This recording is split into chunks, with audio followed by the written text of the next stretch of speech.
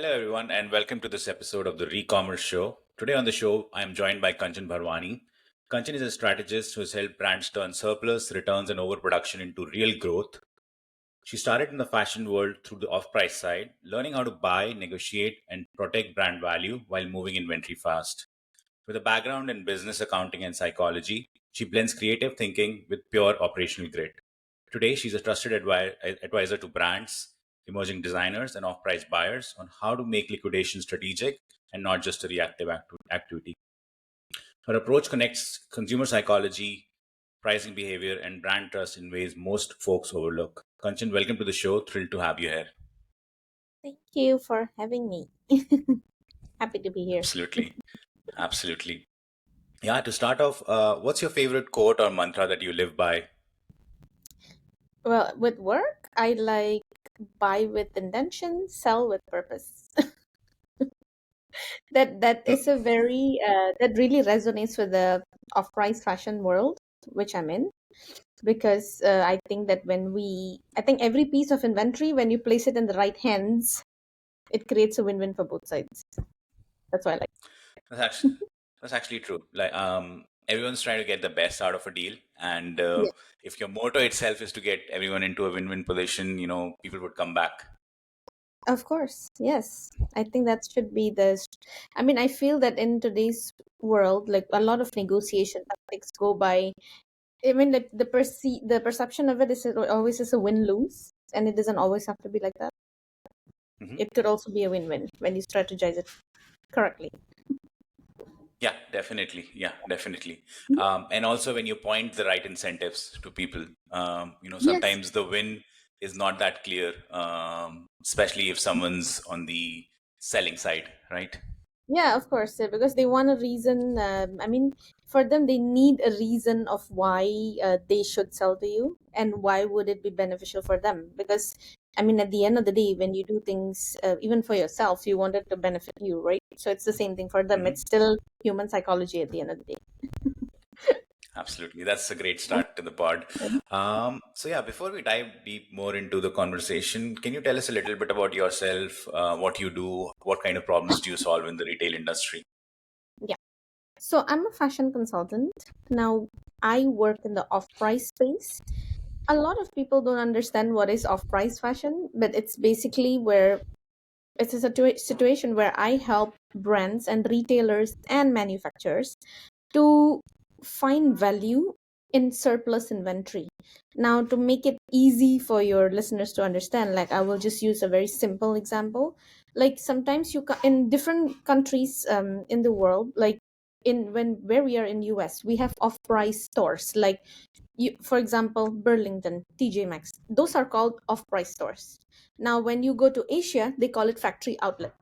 It's actually one and the same concept. Now, what happens is what they carry over there are brands that we are very familiar with. Like I'll name drop some brands like because I've worked with them, and then you have all of that. Like those are very common brands that the whole world knows about it, right? Now, what happens to what I mean, what I do in relation to it is now some of these brands usually cancel. They place orders all over the world with the manufacturers because they're huge, right? And what happens is they cancel on the manufacturers when the manufacturers do not honor their delivery dates, or Hmm. something that is supposed to be scheduled for summer, they want to deliver it on winter. So that's not acceptable, because of course the stores also have to think of their dollars and their budgets and what they're getting ready to put on the floor for the customers, right? So as a result, they cancel on the manufacturers all of this millions of pieces. Sometimes it's in hundreds and thousands, sometimes it's as little as 10,000. Like, so Hmm. they cancel on them. And sometimes the second reason they cancel is due to, say for instance, the simplest thing as the black Pantone color is not the right Pantone, and for us consumers it's just black as black, like we don't care. Hmm. Now, but they do, because they're the ones who are instructing the factory, right? I want particularly this Pantone, but it is not honored. Now, those are some of the reasons why they cancel on these manufacturers. Now, where I come in is I get to know these manufacturers, and they tell me that, hey, these goods were canceled on us. Now we're stuck. We need money. and we need to kind of, we want to roll this and get rid of it from the warehouse to kind of number one, not end up in the landfills, obviously, because it's sustainable, it's big on sustainability. The crux of this business is very big on sustainability. And also, of course, they want to clear their warehouse space and they need the funds to kind of continue rolling. So where I come in is I see the styles. If I feel that, hey, this is suitable for our market and our customers like this series of colors, this is an item that sells, I will give them, I will discuss with my team and with my boss, of course, and I'll advise him, okay, I think this is the price we should go for because we can resell for an X amount of price. And that's when we come in, like, like he negotiates whatever, we get it done, I tell them how to pack it, repackage it so that it looks good and sellable to customers. We bring it into the United States, we resell it back to the discounted stores, and that answers the questions as to why certain brands in stores seem to be, in these stores seems to be very cheap, and they're like, how come in the real stores it's like costing you 2 times more to pay on the same thing? So that's the reason. It's because sometimes they cancel due to, I mean, they're pristine products, they're good products, they just get canceled on, unfortunately, due to some reasons, like, you know. So That's that's what I super do. interesting. And that's the problems I solve in the industries. Basically, I turn their dead stock into money, and for us, like in United States, like when we bring it here, the problem I solve is it allows, as in it promotes affordable fashion. That, you know what I mean, like, because with the today's economy, some people want to stay in trend without breaking the bank, and it allows them to do that. It allows the small businesses in United States to also get access to be like, hey, I don't have to buy container loads from you, but I, because they're small business, they're like, we just want to buy 5,000 units from you, and I can cater to that, and it allows them to grow too. It allows their business to grow because, I mean, they have their own customer base for it. And for the big stores, they enjoy, I mean, they are able to buy the bigger volumes because, again, they also have their customer base for it, and the big picture in the US, obviously, for the economy. That's Mm. I think you're helping a lot of people in a lot of bad situations. You're starting with the manufacturer, they are stuck with the stock, so you're helping them, improve their cash flow. Mhm. You're helping, commerce being more sustainable by getting all this Yeah, stuff over here and getting it into a consumer's hand. You're helping smaller yeah, businesses by making it accessible for them to, be able to get those name brands without mhm, breaking the bank, or like, yeah, without making that commitment for a truckload. yeah. And you're just, I think I really like, how you're getting people out of a bad situation and making it a strategic win for them. And like And lately, Mhm. I tried. I have to introduce this because a lot of people have the perceptions that goods in United States are expensive. Like, I'm talking about importers. Like, for us, U.S. importers, we Mhm. uh, we like, my company is essentially an importer, right? So we import from like at least 12 countries. Okay, now a lot of people have the impression that, okay, U.S. can only be an importer and we can't be an exporter because we're too expensive for that. So even that is something that I kind of, like, I had to break that, because we're like, not like, recently I started opening a new market to Mexico, and I'd be like, you know what, we, this style doesn't sell for us, so it was an old merchandise before even my time, that I was working in Empire and they had it. So I Mhm. started to be like, you know what, why isn't anyone trying to approach other markets here? So let me try. So I started with a small store in Mexico, and then a bigger store, and then we started exporting to even Dubai. So it's like the reverse. So it's like to show that it's possible. Like, it's not what you think, that is too expensive, so we can't act as so that we can't have a channel to become an exporter. We can import and we can export if it's the right merchandise. Yeah, I mean, definitely that resonates with us. We have a few customers Mm. who do that. They ship out to Mexico, they ship out to Africa. So Mm. that definitely is an underutilized channel because people Yeah. think it's much more expensive. But I mean, the challenge with that, which people have to solve, is the tax work, the compliance work, the trade. Yeah. You need to know the trade laws of where you're importing into. But if Of you can figure that out, if you have a distributor or a broker that can figure that out, then Yeah, it, that it works. actually is a really good channel. Yeah, for us, like how I work with these stores is they usually always have offices over here. So thankfully, like I tell them that, you know what, and they tell me in order to be compliant, these are the things that we need. So I give them that. I give them the papers they need, whatever, and they arrange themselves to pick up from our warehouse so that I don't have to deal with the exports because they have their buying office over here. You got me. So Makes for them, sense. just like, yeah, they just tell me this is a yes, that's a no for us. So what do you have like in our yes category? So I show them what we have, you know, and we're like, okay, this is Yeah, interesting. This is definitely. another channel. Yeah, you know. Yeah, Mhm. super interesting. Um, I have a question, like essentially, given that your background, like we had an opportunity to look into your background, and we were quite curious about how like segued into fashion from accounting, design, and psychology. So, I thought we'll bring this up, but like, what was that early, journey like while you were entering this, this fashion world? So, when I started, how I ended up here, how I ended up in fashion is when I first graduated, right? I graduated in a university in Malaysia, actually. And I'm from Indonesia. So I studied abroad essentially. So when I graduated, I came back home. I needed, I love designing. Designing is actually my main passion. The only reason I did Mhm, accounting in my college was everything else I found it too easy. So I'm like, you know what? I want something a bit more stimulating. So I went for accounting. So that's the only reason I did that, to be honest. But I personally love designing. So but in my university they were not offering like a full program that I can just do it in Malaysia to be close to home. mhm, I had to transfer here, I had to transfer. It was too tedious. I'm like, you know what, I'm just going to do accounting, complete my bachelor's, come back home. I'm gonna self learn the design part of it. And I really did self learn my graphic design. Like graphic design for me was, it's, you can say, 90% self learn. So when I got home, I realized that I love this. I want to build this business, but obviously I need to work somewhere and start earning first, right? So I resorted to like doing this, like to work in an office to kind of see like the office of a relative of mine, and I was looking into it, and I'm like, wow, this is actually interesting, like how she keeps getting like cheap branded stuff and stuff, and I like those. I'm like, oh, this is amazing, but how does this work? So I started over there, and I realized that when I realized in her company she was very good with the supply channel. She's very well connected with the manufacturers in Indonesia and stuff. But she was having a very hard time to get buyers. And of course, without sales, you won't survive, right? mhm, So, and she wasn't very tech savvy either. But for me, it was also a brand new world for me. So I thought, you know what? Let me get creative with it, because again, my goal was I wanted to learn. I wanted to kind of build my design business, but I needed the money. So I wanted to work where it allows me to go home early, and then I can continue to, build whatever I want to build.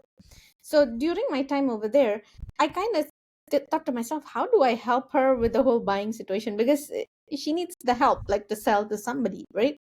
So I started putting her in websites. At that time, Alibaba was very in, like it was very, it's such websites, basically trade listings websites. So I started throwing like ourselves out there, like my company, that, hey, this is what we can offer, whatever, and looking for buyers from ABCDE countries. And slowly buyers from New York started approaching, from Los Angeles started approaching.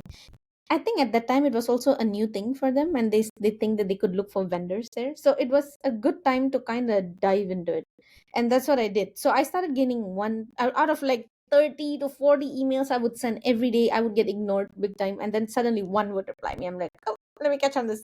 So I did one, and then these people, believe it or not, are the buyers who still there today. Like this is like 2 decades, I think, almost down the line. They're still here today. They survived the whole pandemic situation while other businesses shut down. They survived. mhm, So they've really started.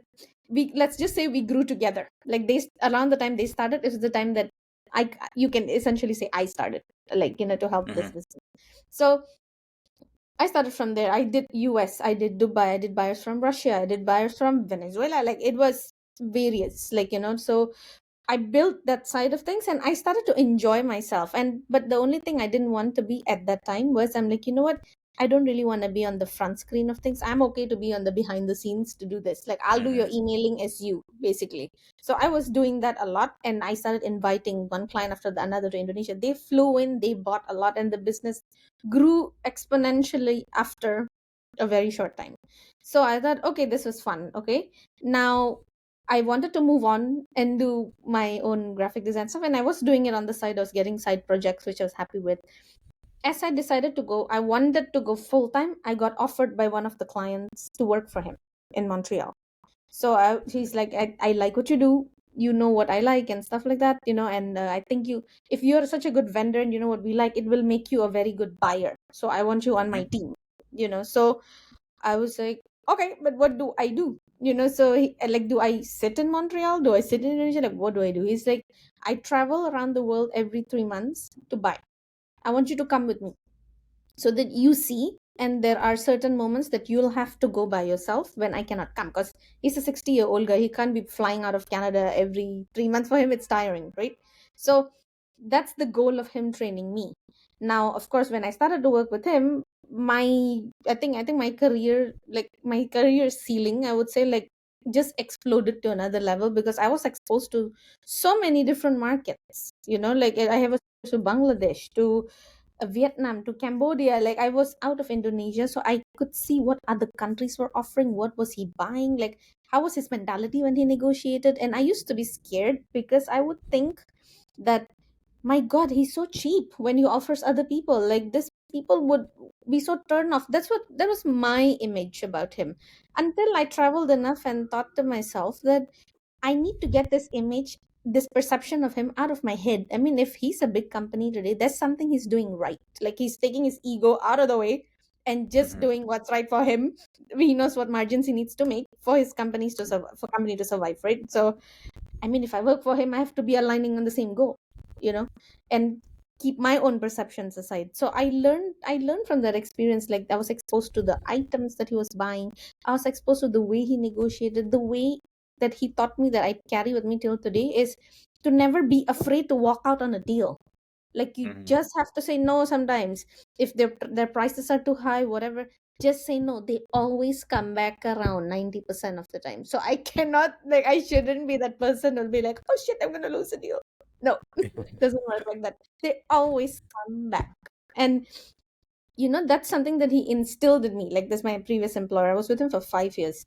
Now, because of that work experience, now there are certain countries he has not tapped into, like Ethiopia. He's never, then I tapped into it, so it became like my personal thing. He would send me there. I would fly to Ethiopia by myself, and I would work on deals from there.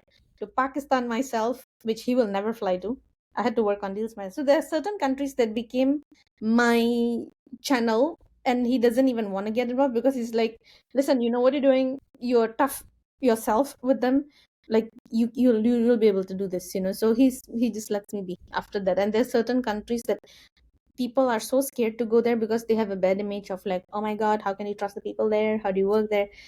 I'm like, no, I have to get that image out of my head, because certain, like, yes, people always like, in Africa, is it safe? Yeah, I mean, like, if you find the right person, you're okay. Even in Pakistan, you're going there by yourself as a woman. Like I get a lot of that. I'm like, no, it's okay. Like, and till today, like, some of the vendors in Pakistan, like, we have such good relationships that people get amused. Why can I have good relationships with them till today? It's amusing to some of them, because they refrain buying from there due to their own, image of Mm-hmm. situations, like, over there, and people. Yeah, I mean, Yeah. you've you've traveled a lot. I believe I Yeah. mean, you've traveled a lot, and yeah, I mean, buying is, like, you make your margins while buying. Like, you don't make it when you sell, you make it when you're buying. So I s- hard negotiation is just part of it. And I mean, if one can learn that skill, rest of the things become very easy. But it's not a very easy skill. So I really admire how you built it through working with a person who has been through it all. And then, not just that, you improvised on it, you created new markets, you created new opened new countries for the Oh, no. business. So that's, I mean, yeah, I mean, I guess you're a badass buyer, is what I would say. Like I've met a few people like that, but I would say yeah, I must be hard to negotiate with you for sure. Yeah. And to get them, get to be in the same room with them is Hmm. sometimes like it has its own challenges, because if you see me in person, I look very tiny. I look like a very young person, and some I get like people who are who in the sense like they're factory owners would be like, what, we have to negotiate with you, like sometimes I get that. But like again, like I said, I've been blessed to get some really good vendors and big factories who do not look at me like that, I mean, like, I guess they are also as open as I am, so they're like, okay, let's see what you've got and what can you do for us, that kind of thing. So they welcome me, and for that I'm grateful. But yeah, I also come across people who would be like, you really? Yeah, I mean, business people are business people. Everyone's trying to get the best margin for themselves. Everyone's trying to Yes. make money. But like I totally understand and resonate with that misconception that Yes. why travel to that country? That's a bad country, or this is a bad country. At the end of the day, they're all people. People are people everywhere, and business is business everywhere. Yeah. So I think brings to a topic that we wanted to discuss with you, Sure. because you're dealing with cross-border people. You know, trust is an Mhm. important factor, as you said. Like Mhm. there's literally thousands and millions of dollars of inventory exchanging hands. How do you Yeah. kind of operate? How do you bring transparency into this equation where the seller, in this case the manufacturer slash vendor, feels super comfortable working with a new with a with you, like when you like, how do you kind of establish that trust to go with, like you already mentioned, you make sure that payments are done on time, but what are other Mhm. ways you kind of ensure that they trust you, and they trust you enough to kind of give you referrals? Okay. So, um, well, number one is of course that word of mouth that goes around a lot, Hmm. yes, in the industry. But secondly is, I think, the relationship that I build with them. I see to it. It's forget just payments. It's more of sometimes their fear is, I told you that in general their fear is always they can't approach the buyer if they have questions. I don't know why they have that image in the field, but I make myself approachable. You got me. So like for them, like they know that if they want to come to me and say, how do we deal more with you, I'll share with them, this is what I'm looking for, ABCDE, can you find this for me or not? This will allow you to deal with me more, you know so that's number one. And secondly is, I think honoring your word is so important. It's not just in terms of payment, but also it's like I make them feel that dealing with me is a win-win for them. It's like when you supply me this, what I ask you this one time, we're gonna continue coming back to you. And sometimes it's the vibe, you know what I mean? Like when you speak to somebody, you get a feel like, can you trust this person? Do you think like this is gonna go to a long run or not? Like I'll give you an example. When I was in Egypt, I was there for 5 days. I had to hop around a few vendors over there, like their offices, to look for deals.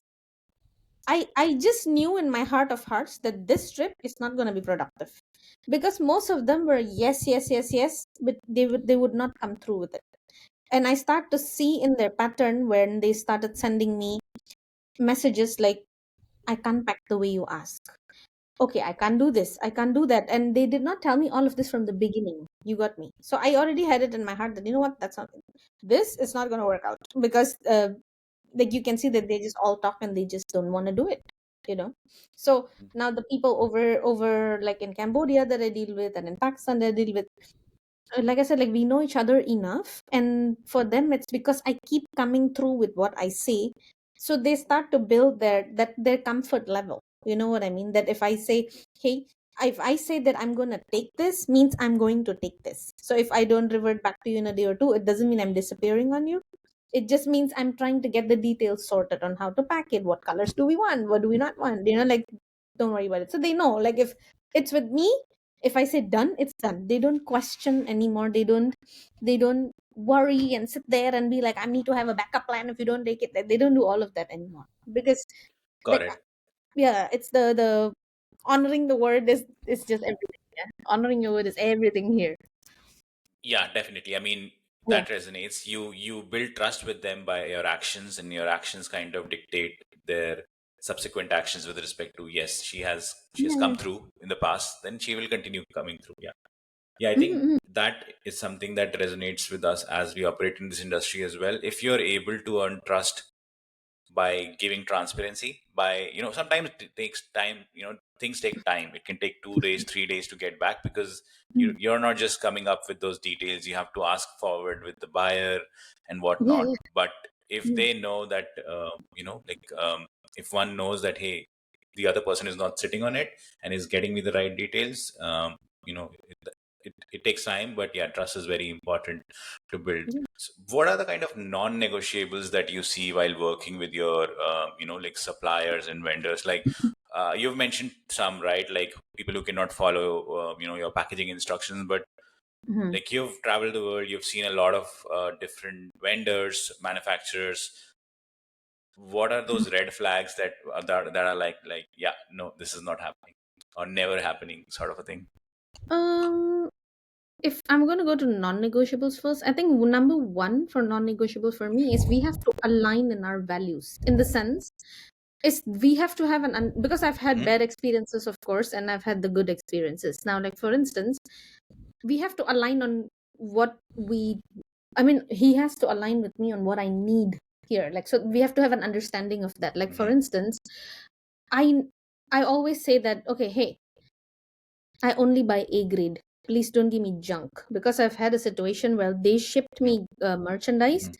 and it was damaged. It contained holes, Hmm. stains, and all of that. And for them, it's just a one-time thing. They want money. You got me.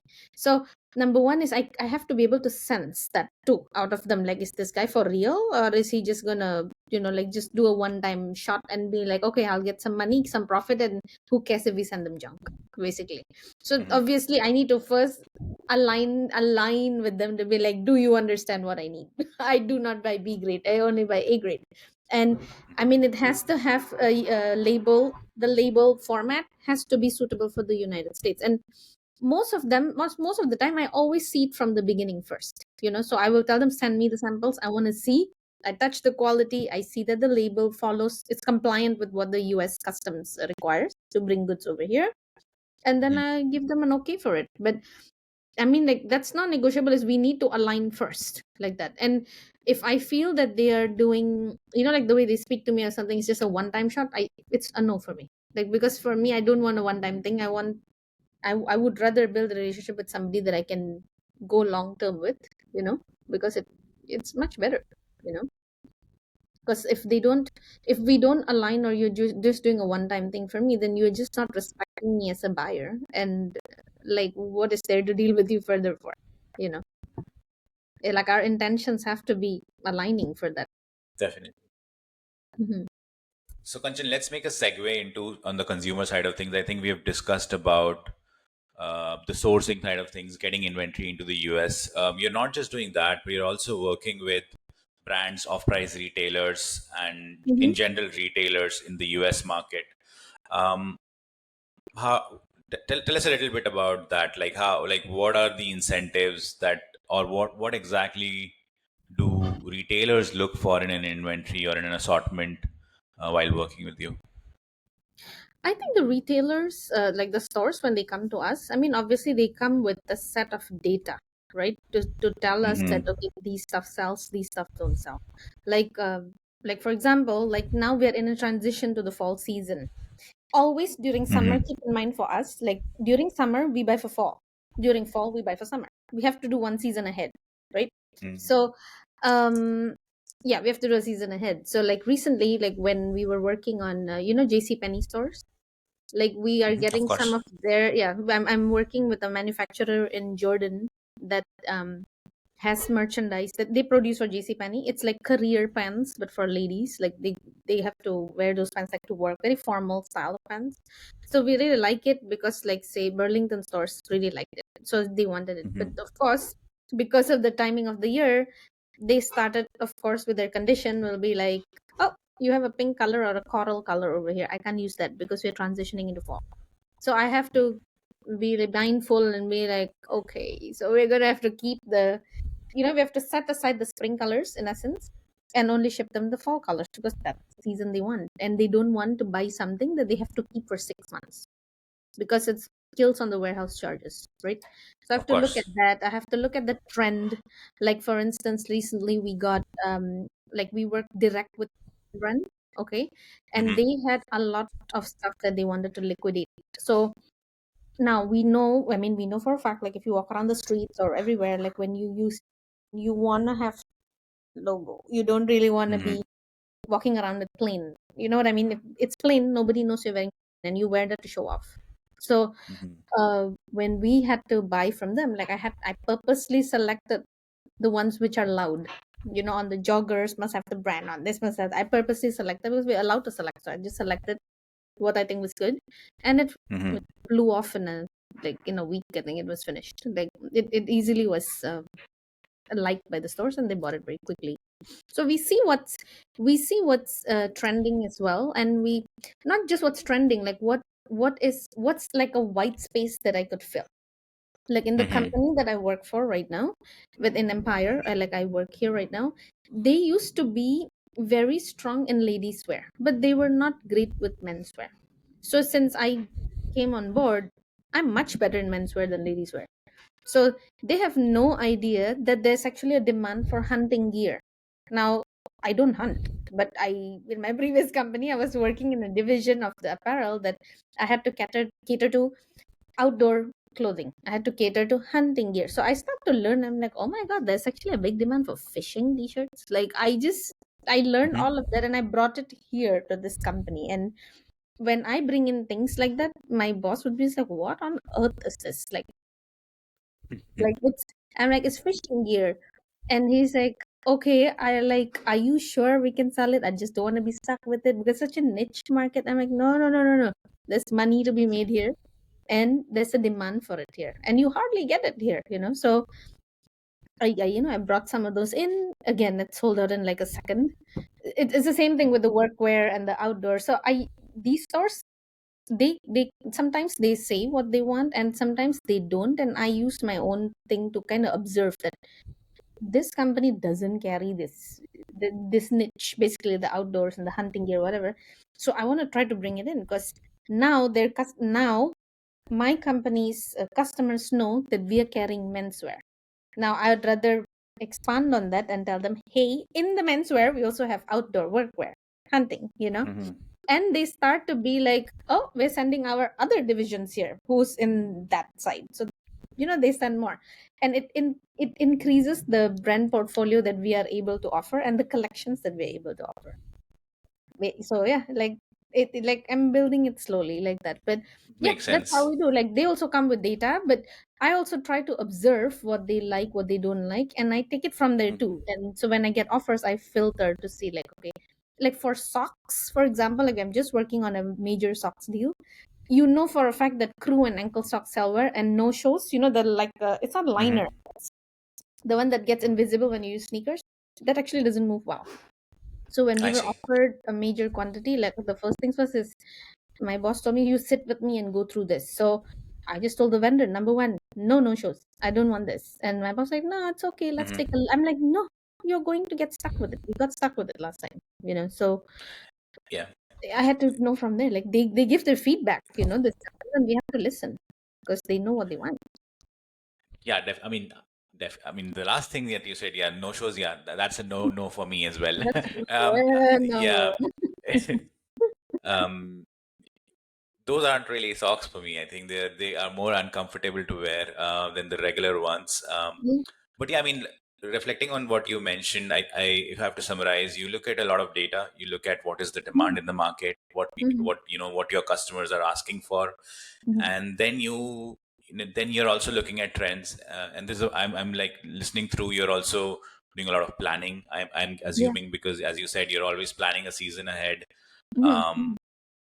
how do you manage all this, like with like let's assume you have 100 manufacturers, 100 sellers, 100 retailers. How do you keep this all going, especially with all this planning? Seems like a lot of work.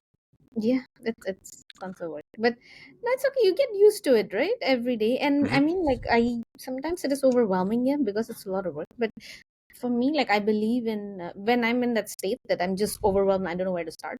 It's like I Hmm. break it into small chunks and be like, okay, okay, I'm not going to look into all of this today. I'm just going to look into these 10 things today, Hmm. and at least make sure I get that done. And Makes then the next sense. day I go to the next one. I mean, I make it into chunks that I know it's doable for me without being overwhelmed. So I will just shut everything out and focus on that little chunk first. And that gets done, I move on to the next one. You make it into Yeah, little absolutely. nuggets that you can accomplish for the day, as opposed to eating the whole thing and be like, I cannot, too much. Of being Cannot. overwhelmed. Yeah, I mean, focus is everything. Prioritizing, what 10 Not things are most important to be prioritizing. done through the day, and then Yeah, ticking off them. Um, interesting. that's really interesting. I think you've already mentioned one example in your, in as an. I think we've gone through some stories. You've mentioned how you kind of create opportunity out of closeouts and whatnot. Is there Mhm. any one that stands out for you? We'll beep out the brand's name. That's what we do normally. We don't want to Yeah. mention like brands names, so you don't have to worry about that. But Mhm. is there a is there a like a legendary story that you still reflect back on, and say that, hey, this is where I really turned Goes a huge around. pile of closeout into a high performing inventory? There is two stories actually. I recently what I did was the one before this that I did in Ethiopia was insane as well. But recently also I Hmm. did something insane was I was speaking to one of my vendors in no, you know what? When my boss was traveling out of country, it was, I think, Hmm. roughly last year in May, if I'm not mistaken. But the Hmm. sales, as in, like, I just got the sales report today after so long, and I did not know that that flew off the shelves for this, like these stores. I didn't know that. I knew it would sell well. I did not know it would sell super well. Like that's the difference. Like I was speaking to one of my manufacturers, right, and I just had an idea. I'm like, you know what? Stores like to carry Christmas related clothing, Christmas graphics and whatever. They like to carry it sometime in September. So sometime last May, I started thinking, what can I do? And I started thinking, what's the dead stock? Like, what's generally stuff that don't sell? And I spoke to my vendor, and I'm like, wait a minute, do you have sweatshirts? Because blank sweatshirts don't sell. Okay, it's something that is considered dead item as opposed to blank hoodies. Blank hoodies still sell, but sweatshirts no. So I thought, okay, this is a good chance. If it doesn't sell, I'm gonna knock off so much price, and I wanna be able to get it very very cheap. And what I will do is I will give them, because I'm a graphic designer. I design some Christmas related prints like Mary and Bright and all the cute stuff. I send him 7 prints. I'm like, you find a good printer, okay, good quality printer that won't peel off and all the nonsense, because it's going to be on a garment, right? Test it out, Hmm. price it to me, quote me like how much is it going to be. So I knocked him down already on the garment price because I was ready to pay for the print price, but not the garment, because anyways the garment's a dead stock for them. They need the money. So I took the advantage and I did that. The prints turned out really nice. So after I got it to United States, and I thought, let me display it in my showroom and see what happens, right? Whoever came, like they wanted it right away. I think within a week I sold a good 27,000 units in a week, just because people are like, I'm booking this book. And just this week, when we were talking to one of the stores, they were like, hey, this is, I'm just gonna update you with some of your items that just did really really well, just because it is this time of the year again, so maybe we can replenish, right? So they sent us a Hmm. report, and I was shocked because that Christmas sweatshirt is apparently one of the highest selling in their store before. And I was a bit surprised because that is something that we used our own brand, because it's something that I Hmm. made from scratch, right? You know what I mean? Like it's my own made. So it was not somebody else's brand. It's my brand. It's blank sweatshirt that Hmm. I use my boss's brand, obviously, because he gives the brand to me to do whatever I want with it. So I slapped our brand. I put a nice hang tag that looks expensive, very Christmassy type of thing. And then the images were all Christmassy, and it sold like the next week. It was sold out. I had to cap it and be like, sorry, I cannot give you anymore. Otherwise, it won't come on time if we keep making it, you know? Like, Hmm. because I came up with the idea late. So, like, at this time of the year, like, they're like, we need more of this now. And we'll give you more window to ship, basically, so you have more time to collect more quantities for us, because I had to stop them, like, do not order anymore, I cannot take it, like I'm going to be late for the Mhm. shipping. So I didn't know it Yeah. would blast like that. Like, I just got the report, apparently it went crazy like that collection. And another thing I did was, when I was in Ethiopia and I was working on a couple of deals of menswear that Macy's stores canceled on them. I worked on Hmm. it. Like, we cleaned out a couple of containers from there. And then I was walking around the factory. I observed a fabric that was very interesting. I've never seen that fabric before. Okay. So I touched it and I'm like, this is so nice. Like, what is the composition? And she was like, oh, we not, this would be very nice for sportswear. I just thought of that. I don't know, randomly I thought of that. And he was like, okay, so do you have something, you have a design in mind you want, or whatever? Like, since I've dealt with you now, I know you, like, I'll do anything for you, like, like, you like, what do you want? So I said, you know Hmm. what, let me go home first to Indonesia. I'm going to send you about 15 designs. Please play around with it, like, follow my colors, follow the designs I ask you. I want to see what, visualize the real thing. I want to see the photos. Whatever doesn't look Hmm. good, I'll tell you not to send to my boss, and whatever looks good, I'll tell you to send. So he did that. Long story short, he did that. My boss loved it. He's like, I don't know where this came from, but okay, I loved it. We put our own brand again. Okay, so we made our own collection of activewear from a leftover fabric that nobody knew what to do with it, basically. Hmm. So I really liked it. So I thought, we moved, when my boss happened to like it, we moved forward and we started giving the guy orders like 160,000 units at one go. 160,000 units. One day, the guy told, I mean, the guy's very grateful because all of this happened also during the pandemic, and that kept his factory up, because otherwise he had to let go of some employees. So one first thing, it was that. Second thing, he told me that, I'm running, the entire factory is running only this production for you. Okay. Hmm. And he told me that, by the way, I want to ask your permission. I'm going to where was he going? I forgot. I think it was somewhere in Africa as well, because he's an Ethiopia based guy, right? I think in Kenya they had a show called Africa Sourcing and Fashion Week. So I want to take some of these designs over there, if you don't mind. uh, I said okay, because that was my designs, right? So he had to ask my permission. I'm like, yeah, sure, go ahead. Because he was a very nice person, and like, I am very flexible with him. So I'm like, yeah, it's okay, make your money, whatever, do whatever you want. So he took my designs to Africa Sourcing and Fashion Week. It was picked up by, you can Google's company called Rollies. It's one of the famous sportswear brands in Spain. Okay, they picked up 430,000 units of just one design. And then they Wow. moved on the second one, and then they moved on third one. So after that, like, basically that kind of broke this guy's door into Europe, Hmm. because of Makes that sense. random design that I just designed at the blue. So that was it That's. became like a whole ripple effect, like, even for him, for the manufacturer. Hmm. And now that I'm not even with that company anymore, like, I'm not working for that Canadian company who I did this for anymore, the Hmm. production continued till today from the same damn leftover fabric. So now he has to make that leftover fabric, like, actually knit it. And because of that, it's like, I actually have to now I'm ready to buy a knitting machine just to make this leftover that you really like, because I keep getting them orders, you know. So I'm like, oh, You. okay. That's that. I think you really created a market for that. Manufacturer. I'm sure you must be grateful. Yes, It's very resourceful of you, I would say. Like looking at empty T-shirts, using some branding. So I like listening through this. What I could understand is there was good quality material. Then you mm, had some trend analysis or understanding of the market that Christmas printed or Christmas themed products sell. So you kind of yeah. mixed a few things together, and I'm sure when you were doing it, you were thinking of the problem in hand, but Mm, that's with most problems, right? And opportunities where you're trying to solve a small problem, but you don't know what kind of an opportunity you can create. So yeah, that yeah. I think opened up the Europe for him, which is Mhm. super interesting. That's a really nice story. I think not just high performing inventory, but I guess you made him a high performing business owner out of Yeah, Ethiopia. yeah. That's very nice.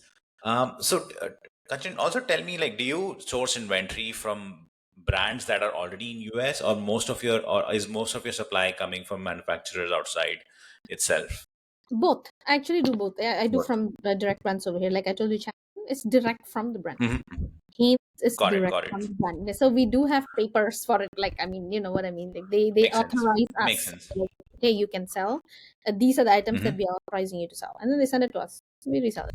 Like, so Makes sense. I mean, totally agree. Invoicing and having the lineage of where the product is coming is very important, yeah. for sure. Mhm. So, like in that situation, when you're working with these brands, what is the mindset of these brands in general? Are they looking at liquidation as a last resort, or are they looking at it as a re-commerce channel where, um, so what I've seen in the industry is some brands plan for it. Some brands see this just like they would see a direct to consumer channel or a wholesale channel. Mhm. There is a re-commerce channel, and there are some that are like, all right, I didn't plan for it, now it's in my hand, what should I do at a last minute where a new shipment has to arrive and this product needs to go out? So what kind of trends do you see like people brands approaching it as a fire sale or as a Mm, strategy? you know what? I feel that some of these, a lot of these brands, keep in mind when they get into doing liquidations, okay, Mm-hmm. and it's always almost always because they are overstocked in the sense that they place too much orders from the manufacturers because their forecasting was not the best probably. Like for instance, right now with the whole inflation thing going on over here, like who expected this to shoot up so much? Who expected tariffs to suddenly be there so much? It was unplanned. You Mm-hmm. know what I mean? So a lot of it is also because of their forecasting was they believe the trend is going to say, for instance, such colors or such trends are going to stay a while. But it doesn't. I mean, in fashion, everything changes so fast. You got me. So I think Mm-hmm. it's a forecasting issue from their end. So they overproduce. And Mm-hmm. but keep in mind though, I mean for them, because they produce so much and like so much in quantity, that they are also mentally prepared because they know that, listen, they also, I'm sure they do a whole risk analysis thing, so that if they know if they have something that's 100 grand pieces, for example, 100,000 pieces of a unit of sorry, of a style or something, like this thing, maybe their cost is $5, for example, and they know that if they're going to go to their retail stores, right, at least they have to send, at least it's 100% markup, or it's going to be 200% markup. Okay. Now, I'm sure that Mm-hmm. they understand that at least out of this 100,000 stock, if we sell at least 50, okay, and it's going to sell for 200% markup, naturally, like the balance just becomes free goods. You got what I mean? You kind of make your money already from the first 50. Mm-hmm. You got what I mean? Yeah. Yeah. Yeah. So I'm pretty Yeah, sure you've that they already made also your do, margins. yeah, they also do the risk analysis, which is why they, I mean, the brands have stores for a reason, right? It's because they know when people walk into a store, they pay for something. They don't know that a t-shirt costs only $2 or $1 to produce. They will pay $15 for it because it's a brand that they like, you know? Yeah, I mean, especially in the like in the apparel industry, the margins are huge. It's You make huge. something Huge, for two huge, huge. dollars, you sell it for $20. Yeah, It's yeah. all, I think, in the fashion industry. It's all about the pricing perception. Is like, like how, what is the story around your brand, Yeah. and does that story give you the power to charge more to the customer? Would they feel comfortable with paying more? So, Hmm. like, do these brands, in your experience, also see, for example, let's take Nike for an example. Mhm, Nike might have a challenge or a problem that, hey, I sell a t-shirt for $15. If it mhm. starts selling for $3 in a off-price retailer or a discount retailer, that's going to hurt my overall brand. So what I'm trying to ask is, like, do you see them caring about brand equity as well while deciding where this product goes? They're very selective about who they partner up with.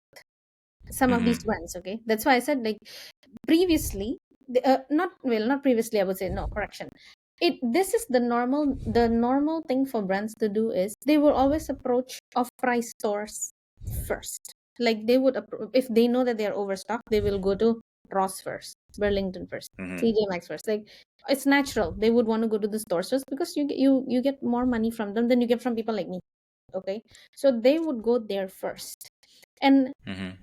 there was a time where they would not even look at importers or distributors like us to give us a chance to buy from them. Like they wouldn't even look at us at one point, but post the pandemic, I think things really really changed, and they're open to more channels to be like, okay, if the stores are going to buy from them, they're going to be picky, right? They're going to say, we Mm-hmm. just want this, and period, but we'll pay you your money, your price, whatever. Now for people like Mm-hmm. us, we have the room to say, this is how much we'll pay you, this small, but we're going to clear the whole warehouse from you. And that's on its own is a different strategy and Mm-hmm. consideration for them, because they also need the space The to bring space. in new things for them, you know what I mean? Yeah, Mm-hmm. and we have the market. If we buy at that much, then we have a lot of market for us to sell. It's a win-win for both of us. Yeah, 100%. I mean, an off-price retailer can only take too much, like, so much. It doesn't Yeah. solve your entire problem. They're not going to take the entire assortment out of your hands. They'll only buy what they can move, what their forecasts say. So, Mhm. yeah, I mean, yeah, I've also seen the same pattern where a brand would first approach an off-price channel Mhm. and then kind of consider the other Yeah. avenues that are available. Yeah. Awesome. Now we're moving on to the last two sections of our conversation.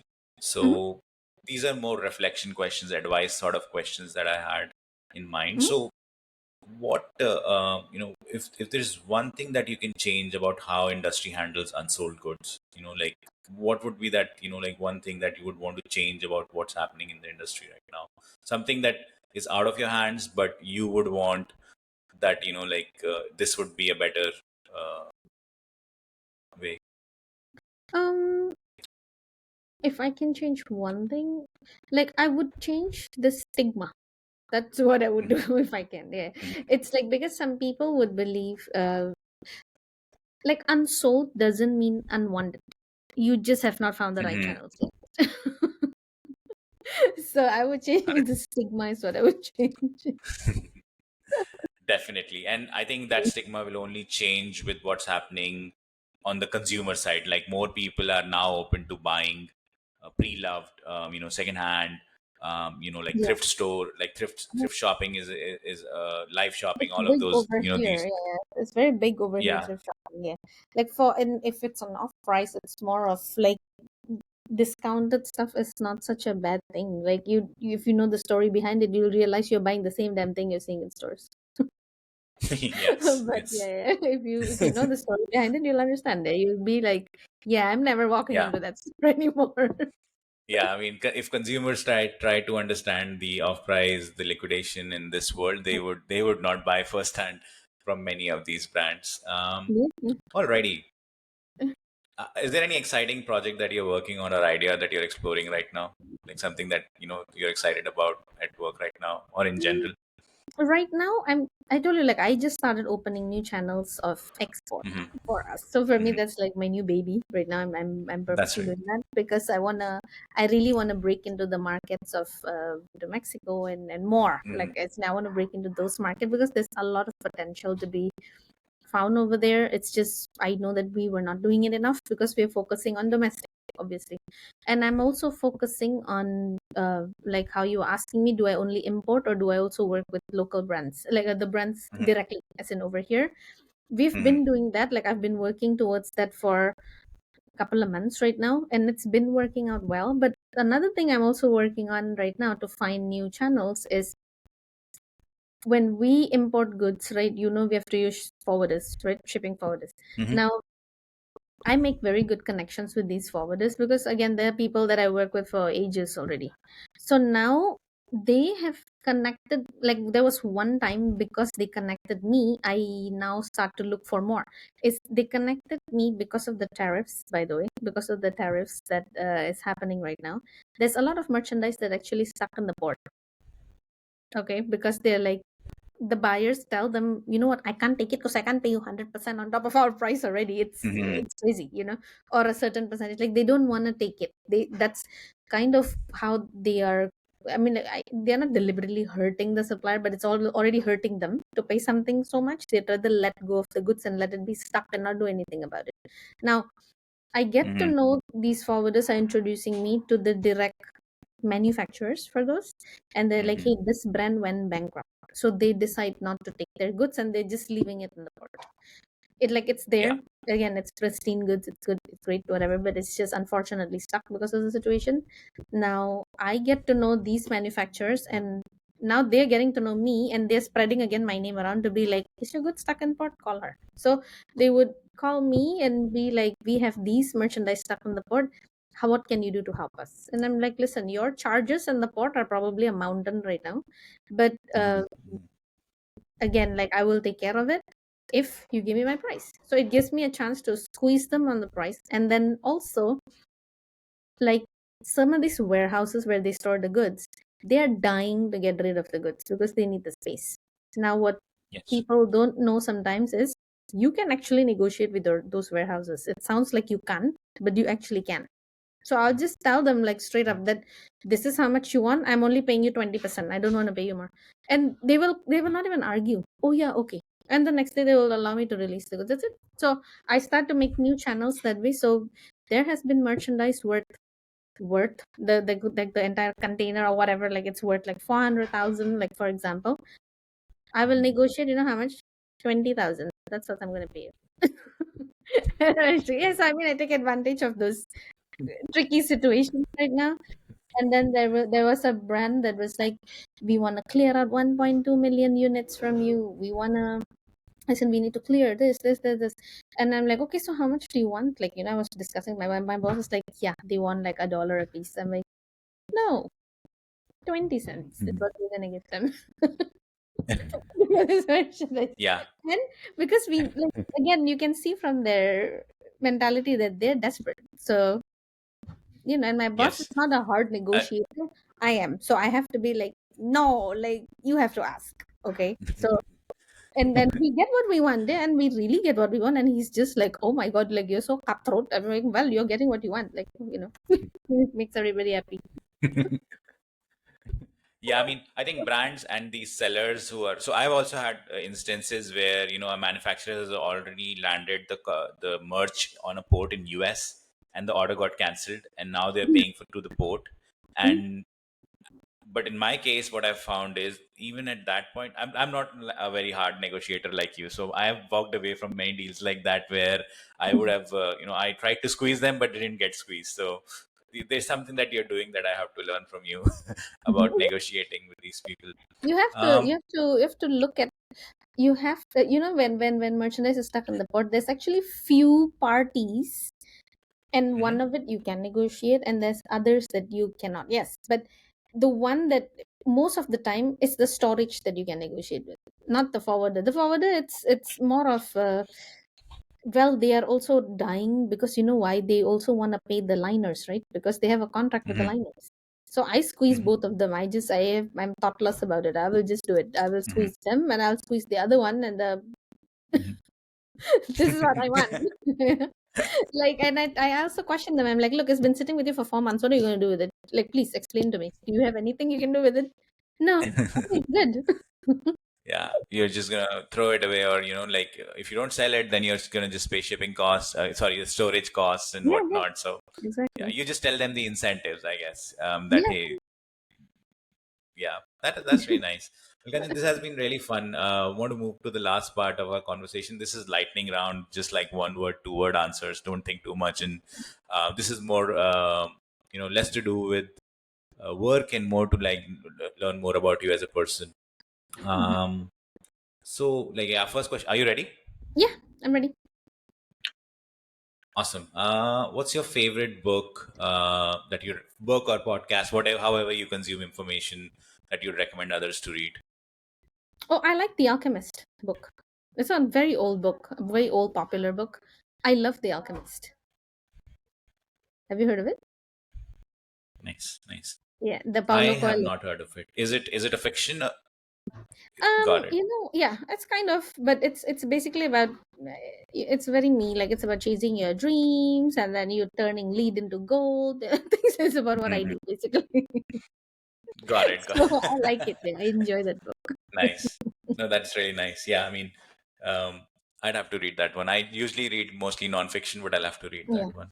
Mhm. Um, one brand that you think is quietly crushing it in the off-price or resale world, Oh, like one 100%. brand. Yeah, their socks especially. My God, yeah. It's really good. Yeah. Nice. Nice. Um, we've already spoken about your deal negotiation skills, so I'm not going to bring any questions about that. Mhm. But a last question from me is, if you weren't doing what you're doing today, what would you be doing? Like, what would be your preferred profession, if not what you're doing today? I would be a graphic designer. I already was, but I mean, I had to kind of let go of that on the side because I'm so busy with what I do today. But graphic designer, I would continue to do that. I love doing that because it's very stimulating for me. Like, like, because I like to design. So for me, when I before I started working for this company, I was running an online store where I was designing tees, like how people design merch, graphics for the merch, right? So I was doing the same and I did it out of fun, like just for a side project, whatever. I did that. And I start to find a niche. I enjoy finding niche and I enjoy kind of coming up with sayings for niche that people don't look into. Like, for instance, I made merch for, you're gonna not believe this, I made merch for funeral homes. The workers over there, like, it's so dark, their job. So I made sure that I made sayings which is like the definition of embalmer, like the job that fulfills my morbid needs, something like that. Like, I would create uh fun stuff for jobs which are overlooked, basically. Like, so I Hmm. had a huge market for that funeral home. Like, believe it or not, my mom is like, you are so morbid. I'm like, no, no, no, these are jokes for them, I'm not morbid, but like, this is a market nobody's looking into. And even Hmm. in the I did merch for people who nurses. Again, it's common for nurses, but under that big umbrella of nurses, you also have professions of nurses which are again overlooked. You know, so I would hit those ones as well. You know, so I That's really try to nice. get creative with those, and then I would say create merch for midwives and make jokes about, like about what they do, like inside jokes about the things that they hear, that you know what I mean. Like, I love doing. I did that before, but since I started working here, of course I couldn't because I cannot manage my time, for God's sake. So I just I let it go for now, and that's what I hope to be able to manage, and hopefully sometime in the future. Yeah. And I'm sure you'll be really good at it. Like the way you are approaching it, I'm sure you'll be really good at it. So Uh, thankfully for the design skills, I can make use of it over here for other purposes. Like, you know what I mean? Like, when I had to design that Christmas teas, I had to do a research first in Costco and whatever, that okay, let me see what do the like mass market at large, like what kind of sayings do they like I cannot go too quirky if that's not what they like, right? So I see like basic stuff like Mary and Bright. Oh, that sells, okay, fine, so I'll create something basic like that. What kind of images sells, big images or smaller or the crowded one, like, so I see and I take it up from there, and I'm like, okay, let me create something that is interesting for the mass market, but my version of it, you know. that's really good. Well, this Mhm. has been a pleasure, Kanchan. Like it was really Mhm. nice talking to you. It was a super organic, but you dropped a lot of nuggets. I think anyone listening would kind of understand, they'd really take inspiration from your negotiation skills, your grit, your hustle of how you put it all together. So thanks for the time, and thanks for coming on the show. Of course, my pleasure. Thank you also, I told you, for your research again. Like, your research was incredible. I loved it. I loved it. Yeah, happy to do that. Thank Okay, you. Thank you, everyone. no problem.